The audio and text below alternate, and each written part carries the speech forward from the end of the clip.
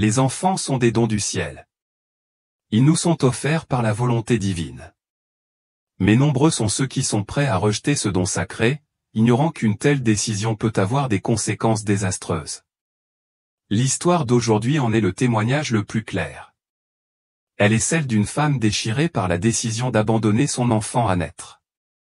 Elle a vécu une expérience de mort imminente troublante, au cours de laquelle elle a été confrontée à des visions terrifiantes d'enfants avortés et à des vérités inimaginables, des ténèbres de l'enfer à la lumière du paradis. Ce dont elle a été témoin vous fera froid dans le dos et vous fera douter de la valeur de la vie. Alors s'il vous plaît, regardez jusqu'à la fin et laissez un commentaire disant Amen avec votre nom et votre ville, afin que nous puissions prier pour vous, en demandant à Dieu de vous guider sur le bon chemin. Si vous avez soutenu la chaîne par le biais de Super Thanks, nous vous en remercions sincèrement, car vous avez semé des graines de foi pour votre âme. Ce geste n'est pas un simple soutien, mais un petit pas qui confirme que vous avez ouvert votre cœur au message de Dieu. N'oubliez pas de vous abonner à la chaîne pour recevoir davantage de vérités édifiantes en ces derniers jours. Écoutez maintenant le témoignage de cette femme. Je m'appelle Léna et j'ai maintenant 76 ans. Je suis tombée enceinte de manière inattendue, j'ai choisi d'avorter et j'en ai payé le prix fort. Ce fut un parcours douloureux. Mais d'abord, laissez-moi vous raconter comment tout a commencé. Je suis né et j'ai grandi dans une petite ville du Mexique, où des chemins de terre rouge poussiéreux serpentent le long de maisons aux tuiles d'argile nichées sous des oliviers. Ma famille était profondément catholique et vivait selon des règles religieuses strictes transmises de génération en génération. Mes parents croyaient que la foi était la seule lumière qui guiderait la vie et que la moindre erreur pouvait jeter la honte sur toute la famille. J'ai grandi dans la crainte de Dieu, tout en aspirant secrètement au paradis, un lieu où mon âme pourrait enfin trouver la paix. À 25 ans, ma vie a pris un tournant sombre. Je suis tombée enceinte après une nuit d'inconduite avec mon petit ami, ce que ma famille a considéré comme une honte impardonnable. Mes parents, avec leurs convictions inflexibles, m'ont mise à la porte, me traitant de honteuse pour la famille. L'homme que j'aimais, le père de l'enfant, m'a tourné le dos et a refusé d'assumer ses responsabilités.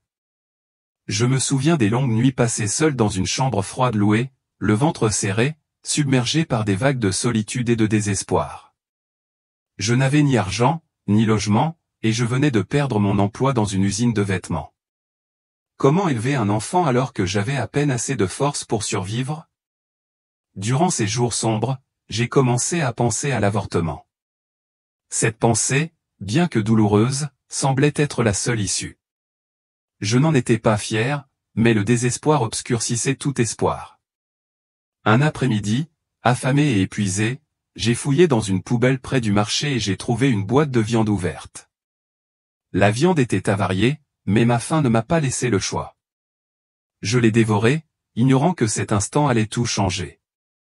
Quelques jours plus tard, j'ai été prise d'une intense douleur à l'estomac, accompagnée d'une fièvre insupportable et d'une faiblesse. Des passants m'ont trouvé recroquevillé au bord de la route, le ventre serré, respirant à peine. Ils m'ont emmené à l'hôpital, et j'ai remercié en silence ces gentils inconnus. Les médecins m'ont diagnostiqué une grave insuffisance hépatique causée par une intoxication alimentaire due à la viande avariée. Mon foie était gravement endommagé et il n'y avait aucune chance de guérison. J'ai perdu du poids rapidement, ne pesant plus que 38 kg, mon corps dépérissant comme une ombre. Allongé dans mon lit d'hôpital, je me sentais dépérir, trop faible pour penser à l'enfant qui était en moi. L'idée de l'avortement a refait surface, un moyen de nous libérer tous les deux de la souffrance. Je n'osais pas demander pardon à Dieu, car je croyais qu'il m'avait abandonné. J'ai prié la Vierge Marie et Sainte Thérèse, prière désespérée d'une âme perdue, mais je n'ai reçu aucune réponse. J'avais entendu parler de croyants protestants qui semblaient vivre selon une foi différente, mais ma famille m'avait prévenu qu'ils étaient mauvais. Tout ce que je désirais, c'était le salut, un chemin vers la vie éternelle. Mais cet espoir semblait lointain, presque inaccessible. Puis un jour, mon corps a cédé sous l'effet de la douleur et de l'épuisement. J'ai sombré dans l'obscurité. Mon dernier souffle m'a quitté et mon corps a été emmené à la morgue. Je pensais que c'était la fin, mais ce fut le début d'un voyage au-delà de tout ce que j'aurais pu imaginer. Au moment où j'ai senti mon âme quitter mon corps, une sensation étrange mais pas effrayante m'a enveloppé. Mon corps, autrefois lourd de maladie et de douleur, était désormais aussi léger qu'une plume flottant dans l'air. Je ne ressentais plus le froid de la morgue, ni les faibles gémissements de moi-même, allongé au bord de la route. Au lieu de cela, je me sentais dérivé, non pas avec mes pieds, mais comme si j'étais tiré par une force invisible, douce mais persistante.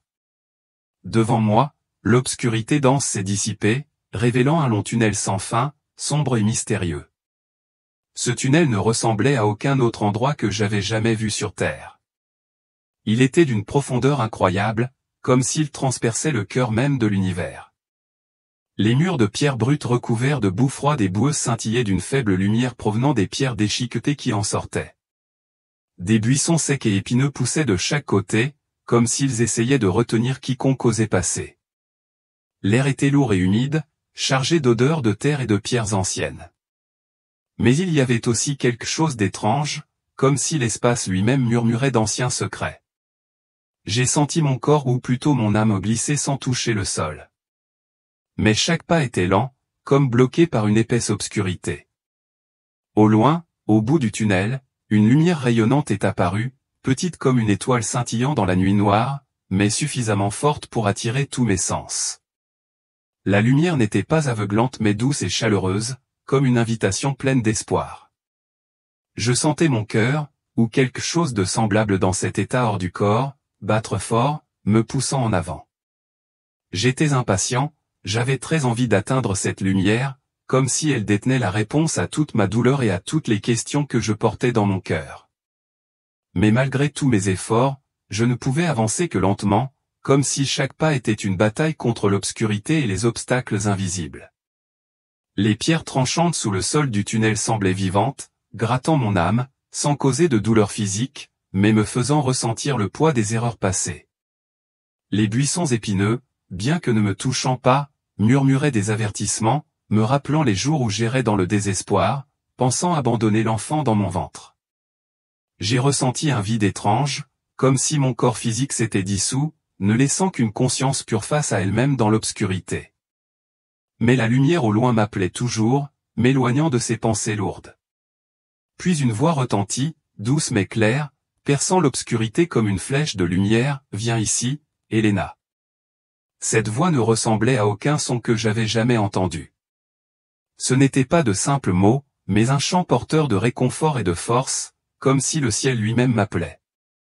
Je ne savais pas qui m'appelait, mais la voix me faisait me sentir en sécurité, comme un enfant dans les bras d'une mère.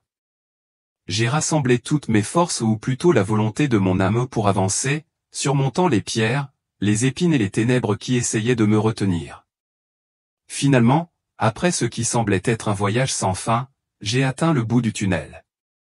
La lumière a jailli, m'enveloppant non pas aveuglante, mais douce, comme une étreinte chaleureuse d'un être cher. Je suis sorti de l'obscurité et je me suis retrouvé debout dans un endroit incroyablement beau. Des champs de fleurs s'étendaient à perte de vue, l'herbe scintillait comme de la soie sous une douce lumière dorée, et l'air était rempli du doux parfum d'une nature préservée. Ce n'était rien d'autre que le paradis lui-même, un endroit où les histoires d'expériences surnaturelles ne peuvent qu'effleurer une petite partie de sa véritable beauté. Je me tenais là, stupéfait, sentant mon âme renaître, comme si toute la souffrance sur terre avait disparu. Une silhouette est apparue devant moi, grande et radieuse, avec des ailes scintillantes comme une lumière cristalline. J'ai immédiatement su que c'était un ange. Les yeux de l'ange étaient doux mais majestueux, comme s'il voyait à travers mon âme. D'une voix douce, l'ange m'a dit de m'arrêter et d'attendre. Jésus est au temple avec d'autres anges, dit l'ange, sa voix résonnant comme une cloche. Il leur parle. Attendez ici. J'ai regardé dans la direction indiquée par l'ange. Au loin, un temple géant apparut, fait de cristal transparent, scintillant comme s'il était sculpté dans la lumière. Les rayons réfléchis par le temple formaient des arcs-en-ciel brillants, donnant vie à l'espace environnant. De chaque côté de l'entrée du temple, deux autres anges étaient agenouillés, la tête baissée dans une révérence absolue. Je me tenais là, mon âme tremblant encore du voyage à travers le tunnel, mais maintenant remplie de curiosité et d'espoir, attendant le moment de contempler celui dont l'ange avait parlé. Alors que la douce lumière du bout du tunnel m'enveloppait, je sentais mon âme s'élever, échappant à la lourde obscurité du voyage que je venais de subir. En sortant du tunnel, je me suis retrouvé devant une scène à couper le souffle, un endroit bien au-delà de toute imagination humaine. Les murs de pierre rugueux et les buissons d'épines acérées avaient disparu. Au lieu de cela, il y avait un vaste espace rempli d'une douce lumière dorée, comme si le soleil brillait de toutes les directions sans aucun éblouissement. L'air était frais, chargé du doux parfum des fleurs et de l'herbe, comme si la nature elle-même me chantait une chanson de bienvenue. C'était le paradis, un endroit où les descriptions terrestres ne peuvent qu'effleurer un petit coin de sa véritable beauté. Un ange se tenait devant moi avec des ailes scintillantes comme une lumière cristalline, me faisant signe de m'arrêter. La douce voix de l'ange résonnait encore dans mon esprit, me disant d'attendre parce que Jésus était à l'intérieur du temple, conversant avec d'autres anges. J'ai regardé dans la direction indiquée et j'ai vu l'immense temple de cristal scintiller comme s'il était sculpté à partir de milliers de diamants. La lumière réfléchie par le temple créait des arcs-en-ciel vibrants comme si le ciel lui-même dansait en couleurs. Deux autres anges s'agenouillaient devant la porte du temple, leurs ailes baissées en signe de révérence, comme s'ils gardaient quelque chose de sacré au-delà des mots. En attendant, mon regard errait, essayant de saisir toute la beauté de cet endroit. Devant moi s'étendait un champ infini de fleurs, chacune fleurissant avec des couleurs jamais vues sur terre. Rouge comme une douce flamme, bleu comme l'océan profond, doré comme la lumière du soleil. L'herbe sous mes pieds scintillait comme de la soie, douce et fraîche, comme si elle caressait mon âme. Au loin se dressait une table infiniment longue, semblant s'étendre sur des kilomètres, recouverte d'une nappe en dentelle blanche pure, délicate comme si elle était tissée à partir de nuages. Sur la table se trouvaient des bouteilles de lait blanc laiteux, des pots de miel brillant et d'innombrables fruits éclatants, des fraises rouges dodues, des pommes étincelantes comme des bijoux et des fruits étranges dont je n'avais jamais entendu parler. À côté de la table, des chaises dorées étaient soigneusement disposées, comme si elles attendaient un festin éternel. J'ai ressenti une étrange faim, non pas du corps, mais de l'âme, désirant ardemment toucher ses dons.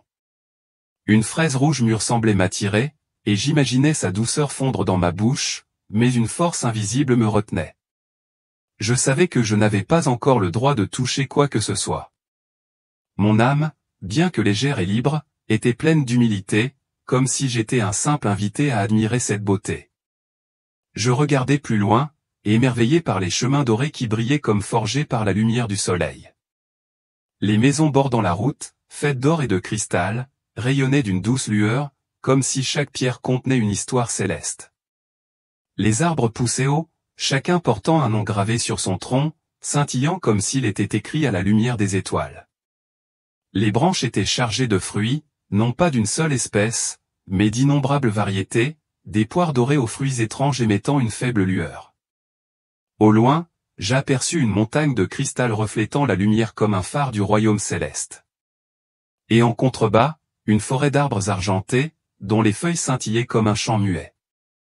Au milieu de cette scène, j'entendis des rires purs, comme des cloches d'argent qui tintent. C'étaient des enfants, chacun avec de petites ailes de lumière, scintillantes comme de minuscules étoiles. Ils tenaient d'étranges instruments de musique, des harpes produisant de douces mélodies, des trompettes chantant des louanges. Ils jouaient avec des animaux, des cerfs gracieux aux lions majestueux, créatures dangereuses sur terre. Mais ici, tout était en harmonie, sans peur, seulement une joie pure. Les enfants volaient et riaient comme un hymne sacré, faisant trembler mon âme. Tous ceux qui m'entouraient, enfants comme adultes, portaient de longues robes blanches scintillantes comme tissées de lumière. Leurs têtes étaient couronnées d'auréoles rayonnantes, non pas d'or ni de pierres précieuses, mais d'anneaux de gloire éclatants, comme si le ciel lui-même les avait honorés. Leurs visages étaient jeunes et radieux, sans aucune trace de souffrance ni de temps. Je restais là, émerveillé, l'âme baignée de lumière et de joie, mais me demandant aussi si je méritais d'être là. Puis j'ai remarqué un mouvement subtil. Deux anges agenouillés devant les portes du temple se sont lentement levés, leurs ailes battant légèrement, signalant que quelque chose allait se produire. Le silence s'est installé, et j'ai senti une énergie sacrée approcher. Mon âme a tremblé, non pas de peur, mais d'anticipation d'un moment inédit. Puis quelqu'un m'a soulevé et m'a dit, « Retourne sur terre et remets-toi au Seigneur. Je suis mort pour toi. Je suis mort pour tous. Je ne veux pas te perdre. » J'étais curieuse de savoir qui me tenait et me parlait. Alors que la lumière aveuglante s'estompait peu à peu, j'ai senti une présence m'envelopper, chaleureuse et sacrée, comme si l'univers entier s'était arrêté pour assister à cet instant. Je tremblais, le cœur battant, mes jambes faiblissaient et je tenais à peine debout. Une voix douce et profonde résonna devant moi, m'appelant par mon nom, Léna. Cette voix était comme une brise fraîche, apaisant la douleur de mon âme. Pourtant, en même temps, elle me rendait perplexe, trop effrayé pour lever la tête. Au fond de moi, je savais que ce n'était pas un ange ordinaire. C'était celui vers qui tout le ciel se tournait, celui devant qui toute la création s'inclinait avec révérence. Lentement, je levai les yeux, brouillés par la lumière encore radieuse. Ma vision s'éclaircit et je le vis. Un homme se tenait devant moi, drapé dans une robe d'un blanc immaculé qui scintillait comme tissée de rayons de soleil. Cette robe n'était pas qu'un simple tissu, mais semblait incarner la pureté même, chaque pli rayonnant d'un doux halo. Il était pieds nus, et lorsque mon regard se posa sur ses pieds, mon cœur sembla s'arrêter. Les marques de clous, encore profondément gravées dans sa chair, étaient cramoisies, témoignage d'un sacrifice inoubliable. Ses blessures n'étaient pas effrayantes. Au contraire, elles irradiaient une puissance miraculeuse, comme si elles étaient les portes du salut éternel. Son visage était un chef-d'œuvre parfait, telle une statue de porcelaine sculptée par la main de Dieu le Père lui-même. Ses yeux étaient profonds, remplis d'un océan de miséricorde et de compréhension. Lorsqu'il me regardait, je sentais ma vie entière, chaque souffrance, chaque erreur, chaque larme, se dévoiler devant lui. Mais dans ses yeux, il n'y avait aucun jugement, seulement de l'amour, un amour si profond qu'il me donnait envie de m'agenouiller et de pleurer. Ses cheveux étaient longs, soyeux, chatoyants comme recouverts d'une douce couche de lumière dorée, et sur sa tête reposait une couronne, non pas d'or ni de pierres précieuses, mais de lumière rayonnante, comme si le ciel lui-même l'avait posée sur lui. Il s'approcha, chaque pas doux mais empreint d'autorité, comme si le ciel tout entier vibrait au rythme de ses pas. J'aurais voulu dire quelque chose, demander, mais ma langue était crispée. Il m'adressa un sourire doux et chaleureux, comme la lumière matinale filtrant à travers les arbres, dissipant toutes mes peurs. Puis il parla, sa voix douce comme un hymne, mais forte et résonnante, atteignant profondément mon âme. Je sais tout de toi, Léna, mon enfant. J'ai vu les jours où tu errais dans le désespoir. Les nuits où tu pleurais seul, rejeté par ta famille, rejeté par le monde. J'ai entendu tes prières. Je connais ta douleur quand tu devais manger de la nourriture avariée pour survivre. Et je connais les pensées désespérées qui t'ont poussé à envisager de renoncer au don sacré que je t'avais donné. La honte m'envahissait, les larmes coulaient à flots. L'idée d'un avortement, bien que jamais pratiqué, me transperçait le cœur comme un poignard. Mais il leva la main d'un geste doux, comme pour apaiser ma douleur. Sa main, marquée de cicatrices d'ongles, irradiait une lumière chaleureuse, comme si elle enveloppait mon âme. « Je ne veux pas te perdre, Léna, dit-il, sa voix s'élevant et retombant comme une promesse éternelle. Je suis mort pour toi, pour l'enfant que tu portes en toi et pour tous les êtres humains sur cette terre. Mon amour est plus grand que tout péché, et tu es ici pour connaître la vérité. Mais d'abord, tu dois reconnaître ton péché. » Ces paroles étaient comme un courant frais qui chassait tout doute et toute peur en moi. J'aurais voulu m'agenouiller pour embrasser ses pieds, mais mon corps semblait incapable de bouger, seulement capable de rester là, plongé dans l'émerveillement. Puis sa lumière jaillit, m'enveloppant. Je me sentis tomber, entraîné dans un abîme insondable. Après que la lumière de la présence de Jésus s'éteignit progressivement, je me sentis attiré comme par une force invisible me guidant à travers un espace froid et sombre.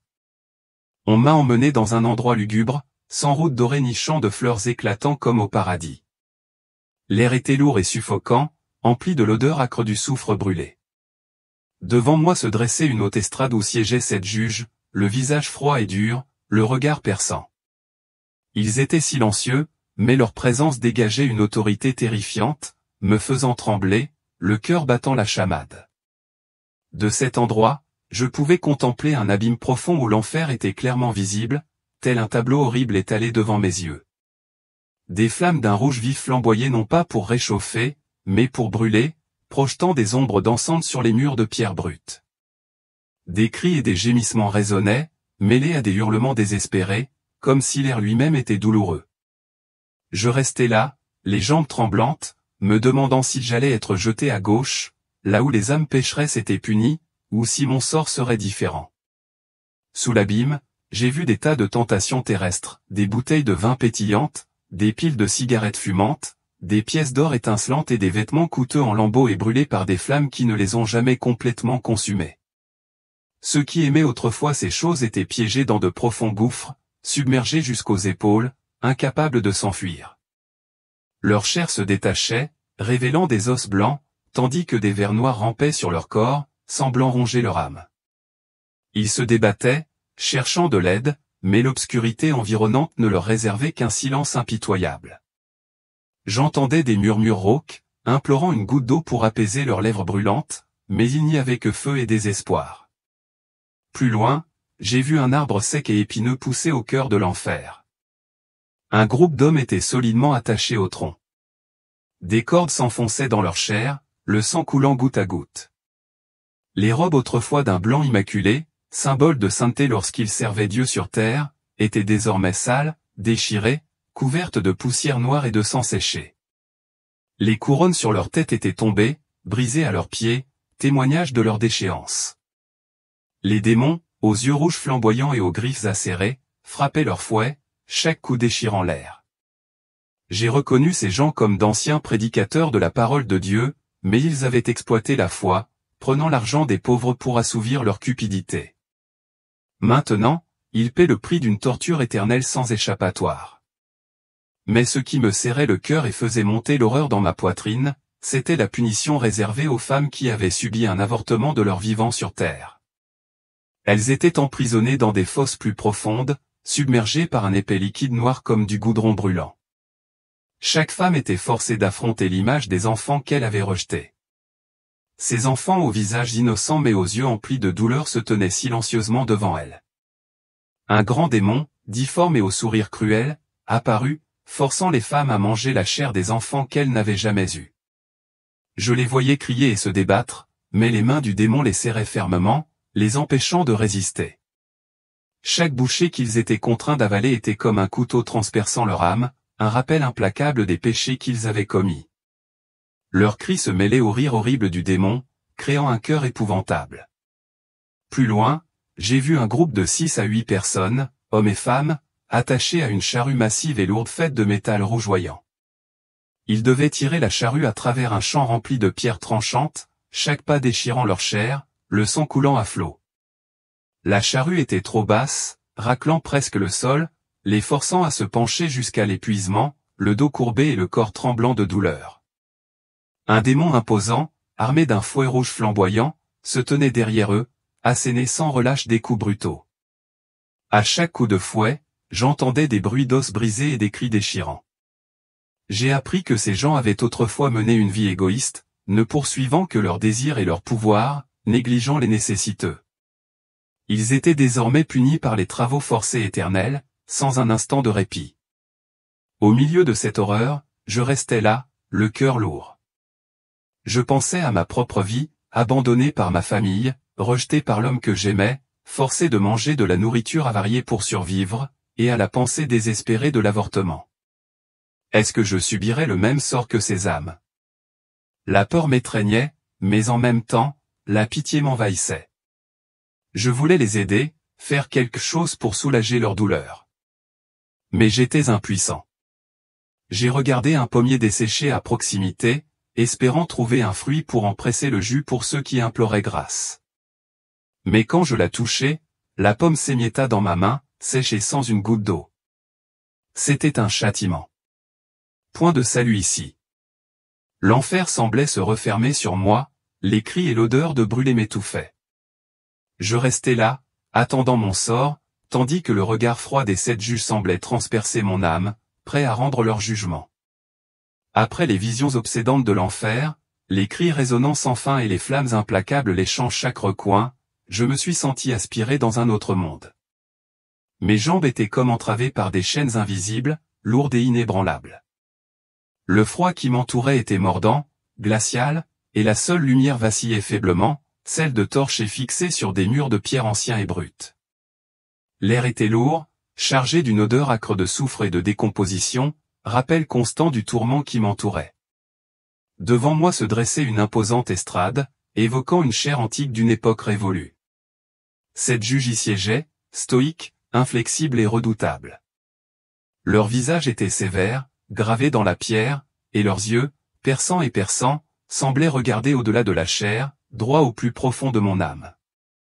L'atmosphère était suffocante, alourdie par une autorité pesante qui me faisait trembler de façon incontrôlable. Mon cœur battait à tout rompre, partagé entre la terreur et un espoir désespéré de miséricorde. Soudain, un magnifique miroir apparut devant moi. Ce n'était pas un miroir ordinaire. Il irradiait d'une lumière pure et aveuglante, forgée par l'essence même de la vérité. C'était comme un écran affichant un récit brut et implacable de ma vie. Chaque mot prononcé, chaque pensée cachée, chaque choix fait et non fait était révélé sans pitié. Rien ne restait caché. Tandis que le regard lumineux du miroir se posait sur moi, des souvenirs vivaces me transperçaient l'esprit. Ces interminables journées d'errance dans le désespoir, la froide solitude des nuits passées dans une chambre d'hôtel exiguë et lugubre, et, plus douloureux encore, la sombre et fugace pensée d'abandonner la précieuse vie qui grandissait en moi. Chaque image frappait comme une lame impitoyable, déchirant mon cœur, faisant reculer mon âme de honte et de remords. Puis, émergeant des profondeurs de ce jugement, une jeune fille apparut. Elle était éthérée, gracieuse, mais ses yeux étaient empreints du lourd fardeau du chagrin. Son regard se posa sur moi avec une clarté perçante et dit d'une voix pure et pourtant tranchante, « Mère, pourquoi voulais-tu m'abandonner? Je mérite de vivre. J'étais destinée à être prophétesse, porteuse de la lumière de Dieu pour le monde, destinée à avoir cet enfant, mais tu as pensé à me rejeter. » Ces paroles m'ont frappé comme un vent glacial qui m'a traversé l'âme. Bien que je n'ai jamais mis fin à sa vie physiquement, cette intention, cette pensée désespérée, née du désespoir, se révélait désormais comme un péché grave, un péché que je ne pouvais plus nier. Tremblante, je murmurai, « Qui es-tu » Sa réponse fut douce mais ferme, empreinte d'une tristesse sans amertume. « Je suis ta fille, perdue parce que tu es morte. Ce n'était pas ta faute. Pourtant, Dieu sait avec quelle certitude tu as envisagé de me rejeter. » Mon cœur se serra douloureusement. Le miroir me renvoyait le tableau désespéré de ma vie. Rejet familial, abandon amoureux, souffrance et dégradation au bord de la route. Et je n'avais jamais imaginé que la petite vie en moi était déjà un être pensant, porteur du poids d'un dessein divin. La jeune fille leva la main et devant mes yeux une vision se dévoila, son avenir, une vie brillante et pleine de sens, bénie par cette fils fort. Je l'ai appelée Sophia et, submergée par le regret, j'ai murmuré, « Je suis désolé, Sophia, pour tout ce qui s'est passé. » Elle a souri doucement, un sourire teinté de tristesse mais empreint de pardon. « Je te pardonne, » a-t-elle dit doucement. « Mais je ne sais pas si mes enfants, tes petits-enfants, te pardonneront. » 7 garçons apparurent à ses côtés, le regard grave et solennel. Quand je leur demandai s'ils me pardonnaient, ils répondirent unanimement, « Non. » Ce seul mot me frappa comme un coup de marteau, scellant mon destin sur le côté gauche, là où l'enfer m'attendait. Je me tournai à nouveau vers le tribunal. Les 7 juges restèrent silencieux, leurs yeux froids et fixes. Leur silence était plus terrifiant que n'importe quel verdict prononcé à voix haute. Un décret tacite flottait dans l'air. Non loin de là se tenait une silhouette enveloppée de ténèbres. Satan lui-même planait au-dessus d'immenses livres anciens remplis de millions de noms.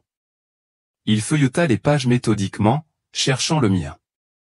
Il chercha 3 fois, mais ne le trouva pas. Ses yeux brûlaient d'une flamme rouge furieuse, et il émit un grognement sourd, un son primitif empli de faim et de rage, comme s'il avait l'intention d'engloutir mon âme pour l'ajouter à son registre. La peur m'envahit tel un raz-de-marée, suffocante et écrasante. L'obscurité oppressante sembla s'effondrer vers l'intérieur, engloutissant toute lumière et tout espoir. Je sentis ma conscience m'échapper.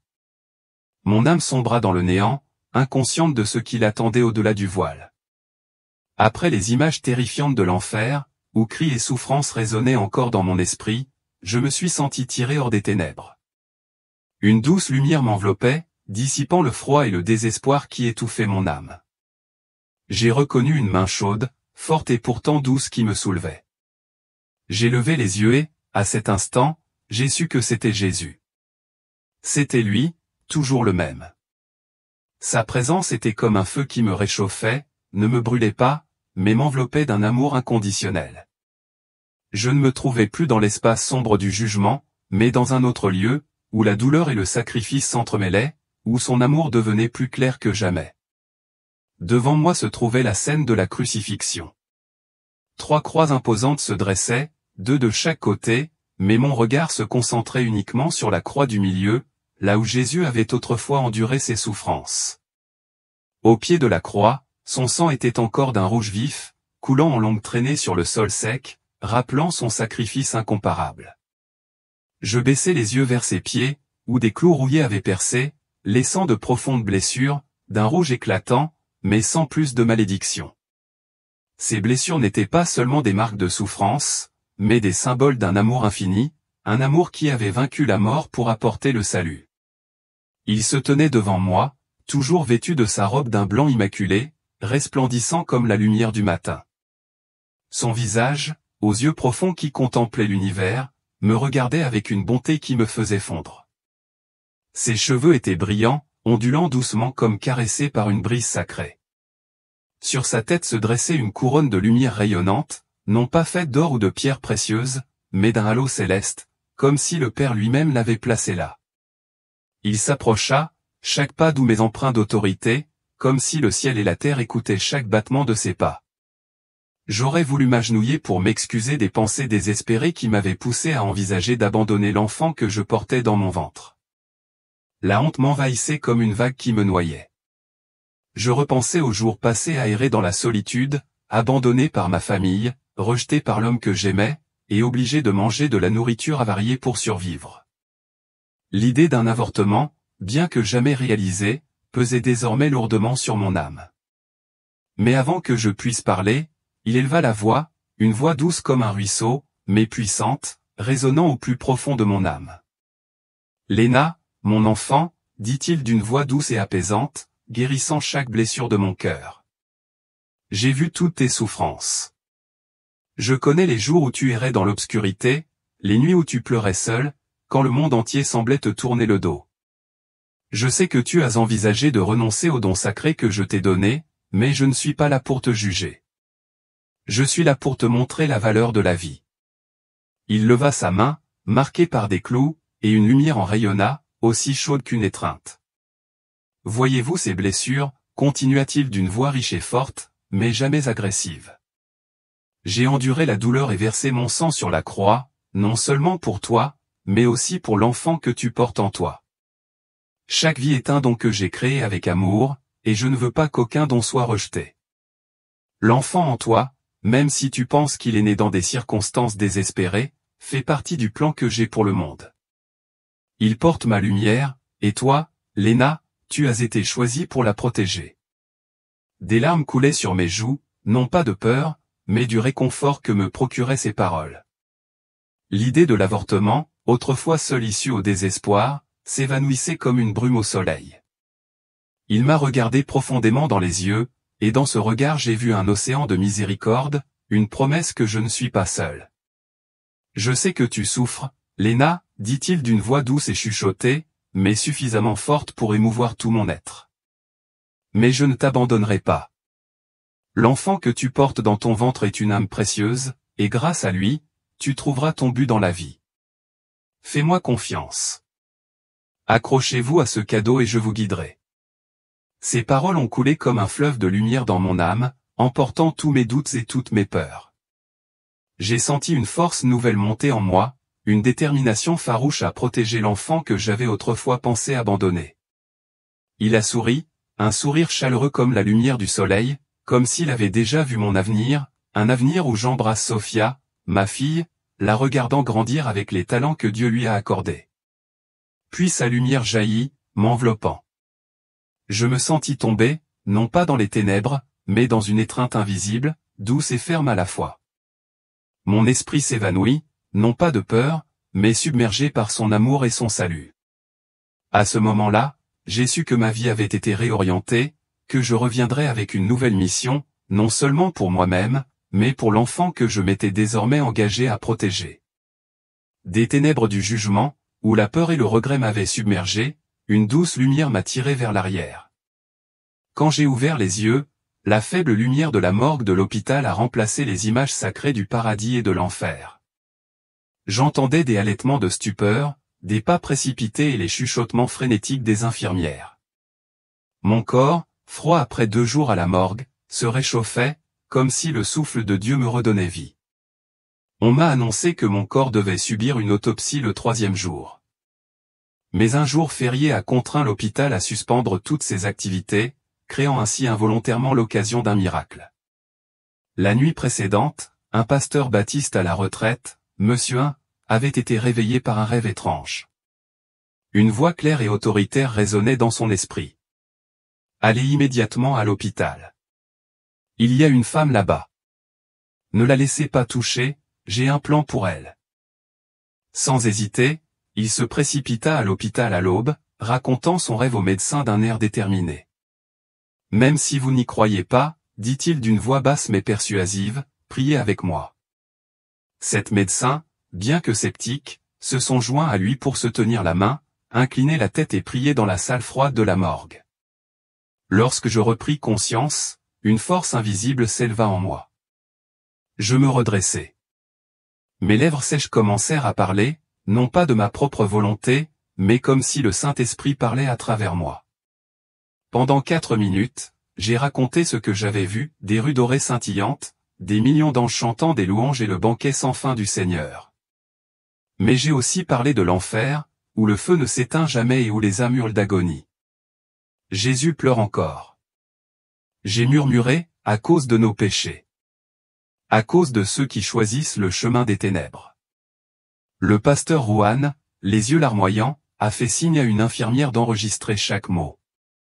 Quand j'ai cessé de parler, mon corps était épuisé, mais mon âme était remplie d'une foi ardente, comme si Dieu avait placé en moi une flamme inextinguible. La nouvelle de ma résurrection se répandit comme une traînée de poudre, et le récit de ce que j'avais vu émut toute la ville. Mais tout le monde n'y crut pas. Ma famille, qui m'avait autrefois chassé de la maison, est venue me rendre visite à l'hôpital, le visage mêlé de curiosité et de doute. Quand j'ai parlé de ma rencontre avec Jésus, de son regard compatissant et de ses paroles réconfortantes, ma mère a secoué la tête et a murmuré à mon père que je devais avoir des hallucinations à cause de ma maladie. Mes frères et sœurs, bien qu'écoutants, restèrent silencieux, leur regard trahissant une distance évidente. Ils ne pouvaient accepter que Jésus s'adresse directement à moi, quelqu'un qu'ils considéraient autrefois comme la honte de la famille. Peu à peu, ils sont partis sans un mot d'excuse ni aucun signe de regret, comme si mon histoire n'était qu'une brise passagère. Mon ex-amant, celui qui avait refusé de reconnaître notre enfant, est également venu me voir. Désormais marié mais stérile, il s'est agenouillé et m'a imploré de lui pardonner. D'une voix tremblante, il m'a supplié de rencontrer Sophia, l'enfant qu'il avait autrefois renié, et m'a même demandé de lui donner une chance d'être père. Je l'ai regardé dans les yeux et j'ai vu du regret, mais aussi un égoïsme qui était arrivé trop tard. Tu as eu ta chance, dis-je calmement mais fermement. Sophia est un don de Dieu, qui m'a été donné, tu ne peux pas revenir en arrière quand tu veux. J'ai refusé, non par colère, mais parce que je savais que mon cheminement et mon enfant appartenaient à Dieu, et non à ceux qui nous avaient tourné le dos. Malgré ma faiblesse physique, mon insuffisance pondérale et ma tendance aux évanouissements, je ne désespérais plus. La foi en Dieu, renforcée par ce que j'avais vu, m'a donné la force de persévérer. Les habitants de la ville, touchés par mon histoire, ont collecté des fonds pour payer les frais médicaux et m'aider à élever mon enfant. Après ma sortie de l'hôpital, le pasteur Juan m'a hébergé dans une petite chambre mansardée du couvent où je pouvais me reposer et prendre un nouveau départ. J'ai trouvé un travail de couture à domicile, ce qui m'a permis de m'occuper de Sophia et de joindre les deux bouts. Chaque point, chaque couture était une prière de gratitude envers Dieu pour m'avoir accordé une seconde chance. Sophia a grandi en bonne santé, aux yeux brillants et au sourire radieux.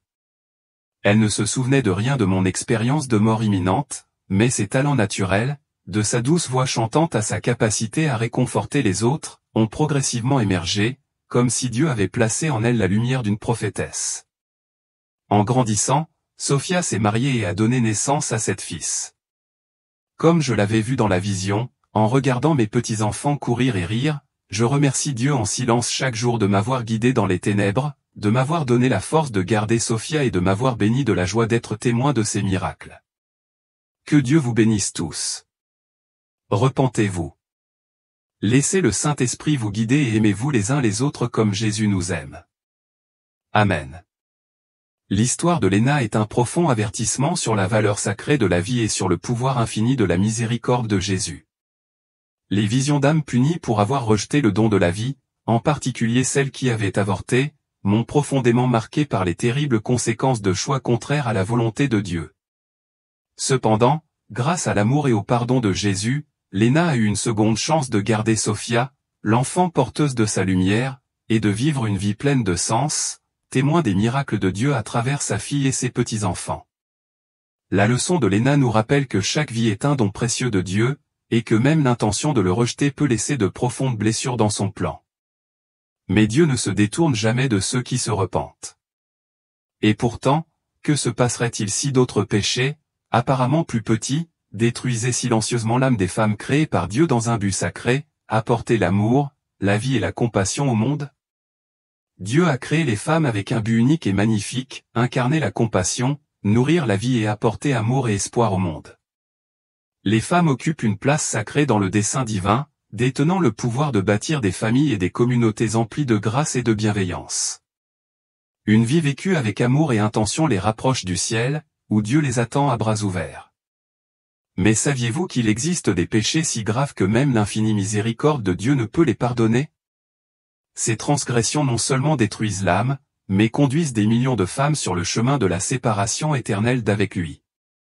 C'est ce qui ressort douloureusement de l'expérience de mort imminente d'une femme de 32 ans, une histoire aussi déchirante qu'instructive. Quel péché pourrait être si grave qu'il scelle le destin d'une âme en enfer? Rejoignez-nous alors que nous découvrons la vérité choquante derrière son expérience et réfléchissons à l'avertissement urgent qu'elle a reçu de Dieu. Mais avant de commencer, je vous invite à vous abonner à cette chaîne si ce n'est pas déjà fait. En vous abonnant, vous serez informé en avant-première de la publication de nouvelles vidéos comme celle-ci. N'oubliez pas d'activer la cloche de notification pour ne manquer aucune réflexion future qui pourrait vous guider dans votre cheminement avec Christ. Commençons. Cette histoire est tirée du témoignage poignant de Sarah M., une Texasaine de 32 ans. Dans une lettre profondément personnelle, elle a raconté les détails poignants de son expérience de mort imminente, Amy, un événement qui a non seulement changé le cours de sa vie, mais l'a aussi poussé à partager un puissant avertissement avec le monde. Sa vie a pris un tournant dramatique après avoir survécu à un accident de voiture dévastateur qui l'a laissé dans le coma pendant 3 jours. Ce qu'elle a vécu à cette époque était si vif, si effrayant que cela l'a profondément secoué et lui a laissé un sentiment inébranlable de but dans la vie. Sa lettre commençait par une supplication. « Chers frères et sœurs, je n'aurais jamais imaginé que ma vie prendrait un tel tournant. Mais ce que j'ai vécu pendant ces 3 jours m'a changé à jamais. J'ai été emmené dans un lieu de tourment et de désespoir inimaginable, un endroit que je sais maintenant être l'enfer. Et ce que j'y ai vu m'a brisé le cœur et l'esprit. Je n'écris pas ceci pour vous effrayer, mais pour vous avertir des conséquences de choix auxquels nous ne pensons peut-être pas à 2 fois dans cette vie, mais qui sont profondément significatifs aux yeux de Dieu. » Sarah a décrit comment elle s'est retrouvée dans un univers d'obscurité étouffante, entourée de cris assourdissants de douleur et d'angoisse. L'air était lourd de désespoir, et chaque son semblait vibrer de désespoir. Ce n'était pas seulement le décor qui la terrifiait. C'étaient les gens qu'elle voyait, leurs visages crispés par l'agonie, leurs mains griffant le vide, comme s'il cherchait une issue à leur tourment. Son attention fut attirée par un groupe de femmes. Elles se démarquaient des autres, leur souffrance étant particulièrement horrible. Elle savait qu'elles étaient toutes enceintes, mais leur apparence était grotesque. Leur ventre était gonflé au-delà de leurs proportions naturelles, et les enfants qu'elles portaient semblaient déformés, contre nature. Les femmes pleuraient à chaudes larmes, les mains tendues de désespoir.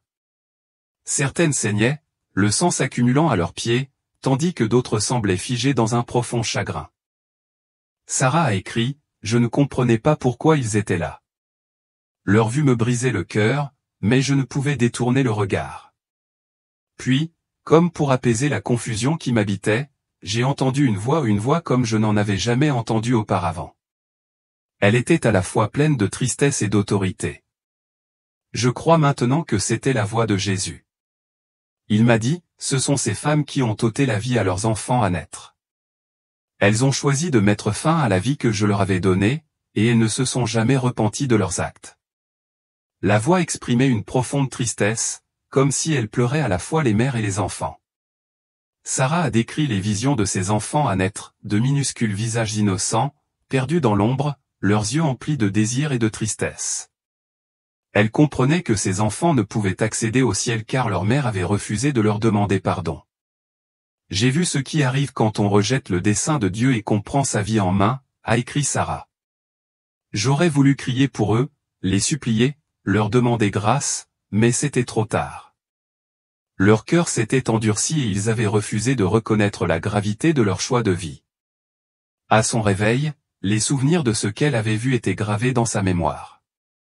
Cette expérience lui a laissé une profonde conviction et un sentiment d'urgence. Elle s'est sentie appelée à partager son témoignage, non pas par jugement ou condamnation, mais par désir d'offrir de l'espoir, de la rédemption et une chance pour les autres de revenir en arrière avant qu'il ne soit trop tard. Jésus m'a donné une seconde chance de vivre, et je ne la gaspillerai pas. Si vous avez déjà envisagé ou subi un avortement, sachez que le Christ vous pardonne. Mais vous devez venir à lui avec un cœur sincère. Il n'attend pas de punir mais de restaurer. Vous n'êtes pas au-delà de son amour, peu importe ce que vous avez fait. Sa lettre se concluait par un puissant plaidoyer. Ne prenez pas le don de la vie à la légère. Chaque âme compte pour Dieu, et chaque décision a des conséquences éternelles. Je prie pour que mon histoire touche votre cœur et vous inspire à choisir la vie, non seulement pour l'enfant à naître, mais pour vous-même. Cherchez-le pendant qu'il est encore temps. Il est miséricordieux et ses bras sont grands ouverts. Le témoignage de Sarah est un rappel édifiant du caractère sacré de la vie et du poids éternel de nos décisions. Ces paroles nous invitent à réfléchir à nos choix, à rechercher le pardon là où il est nécessaire et à embrasser l'espoir et la grâce que Dieu offre gratuitement. C'est un appel à l'action, un appel qui, espère Sarah, trouvera un écho auprès de tous ceux qui liront son histoire et les inspirera à choisir un chemin qui honore la vie, la rédemption et le dessein ultime de Dieu. La question de savoir si l'avortement est un péché selon la Bible est à la fois profondément personnelle et profondément théologique. La réponse, fondée sur les Écritures, est sans équivoque oui. L'avortement est considéré comme un péché parce qu'il viole le dessein de Dieu concernant le caractère sacré de la vie. Tout au long de la Bible, la vie humaine est décrite comme sacrée et inestimable dès la conception. Dieu est décrit comme l'auteur de la vie, intimement impliqué dans la création de chaque individu, et tout acte qui met fin à une vie innocente s'oppose directement à sa volonté. Dans Jérémie 1h5, Dieu déclare, « Avant que je te forme dans le ventre de ta mère, je te connaissais. Avant que tu sois né, je t'avais consacré. » Ce verset profond affirme que la vie n'est ni accidentelle ni simplement le résultat de processus biologiques. Il s'agit plutôt d'un acte divin de création. Chaque personne est connue, aimée et destinée par Dieu avant même sa naissance. Cette relation préétablie souligne la valeur intrinsèque de chaque vie humaine, faisant de l'avortement un acte qui méconnaît la connaissance intime et le plan de Dieu pour l'enfant à naître. De même, le psaume 139, 3-16 révèle la merveille de l'œuvre de Dieu dans le ventre maternel. Le roi David écrit, « Car tu as créé mon être le plus profond. Tu m'as tissé dans le ventre de ma mère. Je te loue de ce que je suis une créature si merveilleuse. » tes œuvres sont admirables. Je le sais bien. Tes yeux ont vu mon corps informe. Tous les jours qui m'étaient destinés étaient inscrits dans ton livre avant même qu'aucun d'eux ne fût. Ce passage souligne que Dieu est activement impliqué dans la création de chaque vie avec soin, objectif et amour. L'utérus n'est pas décrit comme un simple lieu de développement biologique, mais comme un espace sacré où l'œuvre créatrice de Dieu est évidente. L'avortement interrompt ce processus divin, ignorant l'autorité et le plan de Dieu. La Bible condamne catégoriquement les fusions de sang innocent, un principe qui s'applique particulièrement aux enfants à naître. Dans Proverbes 6, 16-17, il est écrit, « Il y a 6 choses que est l'Éternel, 7 qu'il a en horreur, les yeux hautains, la langue menteuse, les mains qui versent le sang innocent. » Peu de personnes sont plus innocentes ou sans défense que l'enfant à naître, ce qui fait de l'avortement une grave violation de ce commandement. L'interdiction de tuer un innocent est également inscrite dans les 10 commandements, « Tu ne tueras point ». Exode 20h13. Bien que la Bible ne mentionne pas explicitement l'avortement, ce commandement s'applique universellement à toutes les formes de vie innocente, y compris celles des enfants à naître. En mettant fin à la vie d'un enfant à naître, on commet un acte que les Écritures condamnent sans équivoque. Tout au long de la Bible, les enfants sont constamment décrits comme des bénédictions de Dieu. Le psaume 127, 3 déclare, « Les fils sont un héritage de l'Éternel, la postérité une récompense de sa part. » Rejeter cette bénédiction par l'avortement, c'est rejeter le don de Dieu et la responsabilité qu'il confie aux parents de nourrir et de protéger la vie. L'avortement n'est pas simplement un choix personnel, mais un rejet de la providence et du dessein de Dieu. Beaucoup de ceux qui choisissent l'avortement le font par peur, peur de l'instabilité financière, peur du jugement de la société ou peur d'un avenir incertain. Pourtant, la Bible appelle les croyants à faire confiance à la souveraineté et à la providence de Dieu. Proverbe 3, 5-6 nous rappelle, « Confie-toi en l'Éternel de tout ton cœur, et ne t'appuie pas sur ta sagesse. Soumets-toi à lui dans toutes tes voies, et il aplanira tes sentiers. » Le choix de l'avortement résulte souvent d'une confiance dans la compréhension humaine plutôt que dans le plan de Dieu. En plaçant nos peurs entre ses mains, nous nous ouvrons à ses conseils, à sa force et à sa providence, même dans les circonstances les plus difficiles. L'avortement n'a pas seulement des implications morales et physiques, mais aussi des conséquences spirituelles. Prendre la vie d'un innocent crée un gouffre spirituel, éloignant l'individu de Dieu. Cet acte entraîne de la culpabilité, de la tristesse et un lourd fardeau sur l'âme. Cependant, la Bible offre de l'espoir et de la rédemption à ceux qui se repentent. Dans 1 Jean 1h9, il nous est promis, si nous confessons nos péchés, il est fidèle et juste pour nous les pardonner et pour nous purifier de toute iniquité. Cette assurance nous rappelle qu'aucun péché, y compris l'avortement, n'échappe au pardon de Dieu. Sa grâce suffit à tous ceux qui se tournent vers lui avec un cœur sincère. Bien que la Bible condamne clairement l'avortement, elle offre également un message d'espoir et de rédemption. L'amour de Dieu est immuable et son désir n'est pas de punir mais de restaurer. Pour celles qui ont eu recours à l'avortement ou qui l'ont soutenu, le chemin de la guérison réside dans la repentance et la recherche du pardon de Dieu. Par sa miséricorde, il transforme la culpabilité en grâce et la tristesse en paix. En tant que chrétien, cette compréhension devrait inspirer non seulement un engagement à défendre le caractère sacré de la vie, mais aussi une réponse compatissante à ceux qui sont confrontés à des grossesses non désirées. L'Église est appelée à être une source de soutien, offrant des ressources, des encouragements et de l'espoir aux femmes en crise. En démontrant l'amour du Christ, les croyants peuvent aider les autres à choisir la vie pour eux-mêmes et leurs enfants. La Bible affirme que la vie est sacrée dès la conception, faisant de l'avortement un péché contre le dessein de Dieu, l'innocence de l'enfant et la confiance que nous sommes appelés à placer en lui. Cependant, le message principal des Écritures est celui de la rédemption. Dieu invite tous ceux qui ont commis des erreurs à venir à lui, à demander pardon et à vivre d'une manière qui honore le don de la vie. En tant que croyants, nous sommes appelés non seulement à défendre la vie, mais aussi à faire preuve de grâce et de compassion, en offrant un chemin vers la guérison et l'espoir à ceux qui ont parcouru des chemins difficiles. Ce double engagement envers la vérité et envers l'amour est au cœur de la réponse biblique à l'avortement. Si vous avez commis l'erreur d'avorter, prenez courage dans cette vérité.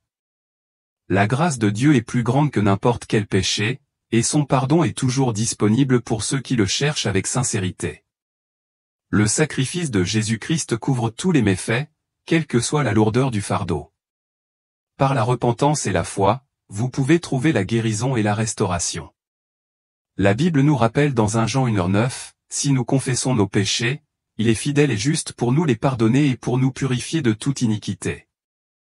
Cette promesse est un phare d'espoir, offrant l'assurance qu'aucun péché n'est au-delà de la puissance rédemptrice de Dieu. La première étape sur le chemin de la guérison est la prière.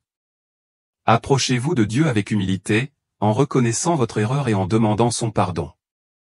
Parlez ouvertement et honnêtement, en déversant votre tristesse et vos regrets devant lui. La prière n'est pas seulement une confession, mais aussi un moyen de rechercher sa direction, son réconfort et sa paix.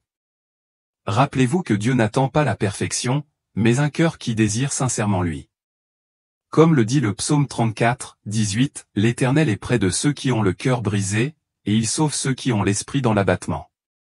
Dans votre prière, remerciez-le pour sa miséricorde et demandez-lui de vous aider à vivre d'une manière qui l'honorerait à l'avenir. La véritable repentance est plus que des mots. Cela se reflète dans notre façon de vivre. Commencez par démontrer votre engagement envers la vie par des actes d'amour et de compassion. Chérissez les enfants que vous avez peut-être déjà. Ou, si vous le pouvez, envisagez de faire du bénévolat pour soutenir les mères dans le besoin, d'encadrer les jeunes femmes ou de contribuer à des organisations qui défendent la vie. Ces actes peuvent transformer votre douleur en but, vous offrant une guérison tout en ayant un impact positif sur les autres. En saisissant ces opportunités, vous pouvez transformer ce qui était autrefois une source de tristesse en un témoignage de la puissance rédemptrice de Dieu. Comme Jacques 2h26 nous le rappelle, la foi sans les œuvres est morte. Que vos actions reflètent votre foi renouvelée et votre engagement envers les desseins de Dieu. Une façon puissante de trouver la guérison est d'honorer la vie qui a été perdue. Cela peut être fait en vivant intentionnellement, en consacrant votre vie à Dieu et en vous efforçant de refléter son amour et sa miséricorde dans tout ce que vous faites. Adoptez la bonté, le pardon et le service au quotidien. Éphésiens 4h32 nous exhorte, soyez bons et compatissants les uns envers les autres, vous pardonnant réciproquement, comme Dieu vous a pardonné en Christ. Ce verset souligne l'importance de vivre avec grâce, en manifestant aux autres le même amour et la même miséricorde que Dieu nous témoigne. Pensez à des gestes simples mais significatifs pour honorer la mémoire de l'enfant, plantez un arbre, écrivez un journal intime dédié à lui ou soutenez des causes qui protègent et nourrissent la vie. Ces gestes peuvent rappeler la capacité de Dieu à apporter beauté et sens, même dans les situations les plus douloureuses. La guérison se trouve souvent dans la communion avec d'autres croyants. Entourez-vous d'une communauté solidaire et compatissante qui peut vous accompagner, prier pour vous et vous encourager dans votre cheminement de foi. Partagez votre histoire avec des personnes de confiance qui peuvent vous apporter empathie et compréhension. Ce lien partagé permet aux autres de vous aider à porter vos fardeaux, comme l'encourage Galates 6h2. Portez les fardeaux les uns des autres, et vous accomplirez ainsi la loi du Christ. Grâce à la communauté, vous pouvez trouver force et espoir pour avancer. Le désir ultime de Dieu n'est pas la condamnation, mais la restauration. Il ne s'attarde pas sur vos erreurs passées, mais s'intéresse à la transformation de votre cœur. Son pardon est immédiat et complet pour ceux qui se tournent vers lui avec repentance. Comme le proclame Ésaïe 1h18, si vos péchés sont comme l'écarlate, ils deviendront blancs comme la neige, s'ils sont rouges comme la pourpre, ils deviendront comme la laine. La miséricorde de Dieu efface la culpabilité et la honte, les remplaçant par la paix et le renouveau. Par la prière, le repentir et des actions pleines de foi, vous pouvez expérimenter la guérison divine et vivre une vie qui l'honorait. Que votre histoire soit un témoignage de sa puissance rédemptrice, une lumière pour ceux qui traversent des épreuves similaires. Partagez l'espoir et la paix que vous avez trouvés en Christ, en encourageant les autres à faire confiance à sa miséricorde et à choisir la vie. N'oubliez pas que le chemin vers la guérison ne se résume pas à la perfection, mais à la persévérance dans la recherche de la volonté de Dieu. Il voit votre cœur et désire le remplir de son amour. Sa promesse dans Philippiens 4h7 est réconfortante, et la paix de Dieu, qui surpasse toute intelligence, gardera vos cœurs et vos pensées en Jésus-Christ. Avec sa grâce, vous pouvez trouver la force d'avancer, en vivant une vie marquée par l'amour, la foi et l'assurance de son pardon infaillible. Profitons de ce moment sacré pour apaiser nos cœurs et venir devant Dieu dans la prière, élevant les vies innocentes perdues à cause de l'avortement, les mères et les familles touchées, et l'espoir de guérison et de rédemption que seul Dieu peut apporter. Père céleste, nous nous approchons de ton trône avec un cœur humble et affligé, accablé par le poids des vies perdues et des esprits brisés. Aujourd'hui, nous élevons vers toi les âmes des enfants à naître, ces précieux enfants que tu as créés avec amour. Chaque vie a été créée à ton image, façonnée selon ton dessein, connue de toi avant la fondation du monde. Bien que leur temps sur terre ait été écourté, nous avons confiance en votre infinie miséricorde et savons qu'ils sont désormais en sécurité dans vos bras, bercés par votre amour et votre paix sans limite. Seigneur, nous nous tournons aussi vers toi pour les mères qui ont pris la décision de mettre fin à leur vie. Nombre d'entre elles ont été submergées par la peur, le désespoir ou le sentiment qu'il n'y avait pas d'autre solution. Nous demandons que ta miséricorde les couvre, que ta grâce touche les recoins les plus profonds de leur cœur. Conduis-les, Père, vers la repentance et la guérison. Remplace leur culpabilité par l'assurance de ton pardon, leur chagrin par l'espoir d'une restauration. Révèle-leur qu'aucune erreur n'est plus grande que ton amour, et que tu désires renouveler leur cœur et leur donner un nouveau départ. Père, nous prions pour la guérison non seulement des individus, mais de communautés entières et de notre monde. Pardonne-nous, Seigneur, de dévaloriser le don sacré de la vie. Apprends-nous à voir la vie comme tu la vois, un trésor inestimable, reflet de ton image divine, digne de protection dès la conception. Donnez-nous le courage de parler au nom de ceux qui ne peuvent pas parler pour eux-mêmes et d'agir avec compassion pour les mères et les familles confrontées à des choix difficiles. Soyons vos mains et vos pieds, offrant soutien, ressources et amour à ceux qui sont dans le besoin. Nous soutenons les pères, les familles et les proches touchés par la douleur de l'avortement. Nombre d'entre eux vivent leur deuil en silence, portant un poids inexprimé de regrets et de pertes. Réconforte-les dans leur chagrin. Père, rapproche-les de toi et fais qu'ils trouvent du réconfort en ta présence. Fortifie leur foi et guide-les pour qu'ils acceptent ta grâce, qui suffit à guérir toute blessure. Seigneur, nous prions également pour ceux qui participent au processus d'avortement, à médecins, infirmières et autres professionnels. Nombre d'entre eux sont devenus insensibles à la valeur de la vie ou se sentent prisonniers d'un système qui méprise son caractère sacré. Nous demandons un changement dans leur cœur. Seigneur, ouvre leurs yeux à la beauté et à la valeur de chaque vie que tu crées. Transformez leur rôle de protecteur en celui de guérisseur. Et laissez-les devenir des instruments d'espoir et de compassion pour les mères en détresse.